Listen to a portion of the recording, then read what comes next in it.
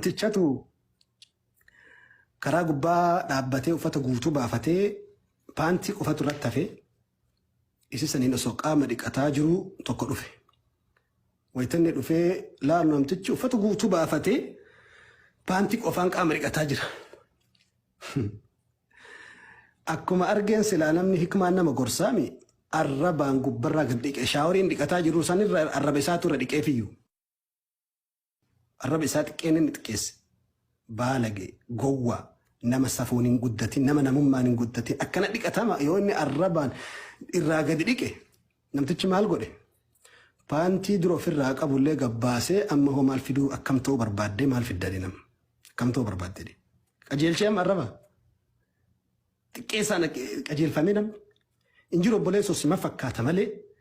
arrabni takkaa nama tokko qajeelchee hin beeku takkaa nam tokko arrabaa waa beeku harree miti namni ilmi namaa harree miti dhiitanii kan ima callisee deemu hin fudhatu namni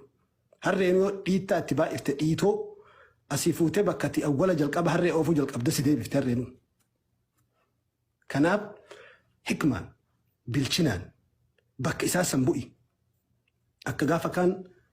sahaabaa Abi Dardaa jedhan hiriyaa tokko qaba biraa biyya fagoo wahii deemee gaafa inni galu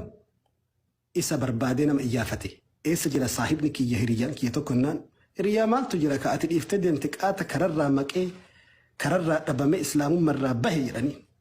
barbaada naa fidaa jedhe barbaada naa fidaa jedhe inni jedhe dubbii isaa tana fakkaraam inni akka nama jazaakumullahu khayran inni akka nama boolla nama tokko boolla bu'aa jiru yoo argiteetam sahabaa gaafataa bara nama boolla bu'aa jiru tokko yoo argitan osoo inni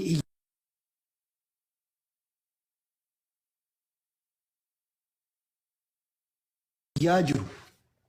isaa boolla seenaa jiru yoo argitan boolla qilee guddicha seenaa jiru argitan harka qabdanii deebisuu yaaltammoo boolla san keessa harka inni xiqqoo hafte sanne gadhiittanii boolla keessa dabarsitan jennaan haga dandeenyanii harkifne dhanii ka boolla duniyaa gubbatti namni seenaa jiru rifattaniiti qalbii boolla san keessaa fuutanii baaftan nama boolla jahannam bu'aa jiru akkam isi yaachisuu dhabee itti gadi dhiittan jedheen dubbii guddaa beeki dubbii guddaa gaafa tokko nabiyyi Allah